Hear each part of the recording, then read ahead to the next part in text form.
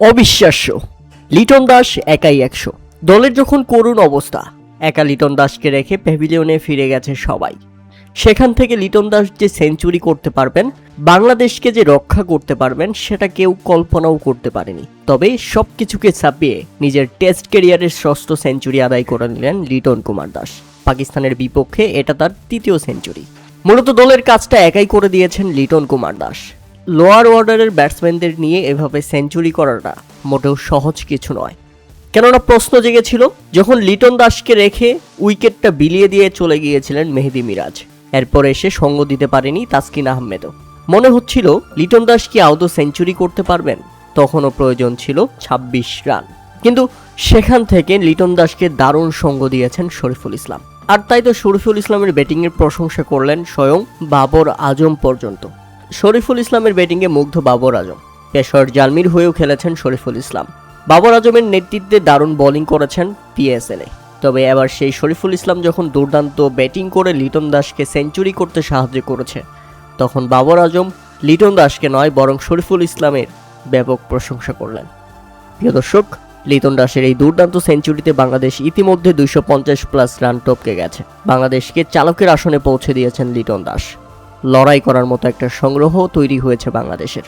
একটা সময় তো মনে হচ্ছিল বাংলাদেশ 250 তো দূরের কথা, 150-এর আগেই অল আউট হয়ে যাবে। যখন পড়ে গিয়েছিল 116 রানের মধ্যেই 6 উইকেট। ব্যাটিং করতে নেমেই আউট মাহমুদুল হাসান জয়। হ্যাঁ, প্রথম ওভারের দ্বিতীয় বলেই 0 রানেই আউট হলেন এই ব্যাটসম্যান।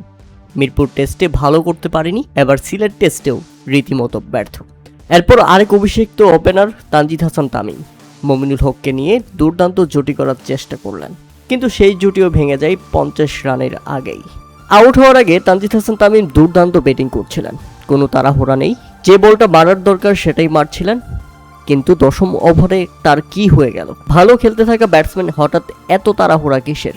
ক্যাচ তুলে দিয়ে ফিরলেন প্যাভিলিয়নে। এ যেন অবিশ্বাস্য এক আত্মহত্যা। 34 বলে 26 রান করে তানজিদ হাসান তামিম ফিরলে বাংলাদেশ হারিয়ে ফেলে নিজেদের দ্বিতীয় উইকেট 44 রানের মধ্যে। তবে দুঃখজনক ব্যাপার হলো তানজিদ হাসান তামিমের পরপরই ফিরতে হয়েছে মমিনুল হককে। রীতিমতো বোল্ড। শাহজাদের দারুণ ডেলিভারি, আর তাতে বল বাতাসেই সুইং করে এবং ভেতরে ঢুকে পড়ে। 41 বলে 22 রান করে মমিনুল হক ফিরে গেলেন প্যাভিলিয়নে। তবে বাংলাদেশ সবচেয়ে বড় হুচুট খায় মুশফিকুর রহিমকে নিয়ে দুর্দান্ত খেলতে থাকা নাজমুল হোসেন শান্ত। হ্যাঁ, দুর্দান্ত ফর্মে থাকা অধিনায়ক নাজমুল হোসেন শান্ত যখন আউট হন, লাঞ্চের পরেই বাংলাদেশকে চেপে ধরে পাকিস্তান। 29 রান করে ফিরলেন বাংলাদেশের এই অধিনায়ক। ইনিংসটা বড় হলো না, তাতে বাংলাদেশ 106 রানের মধ্যে হারিয়ে ফেলে 4 উইকেট।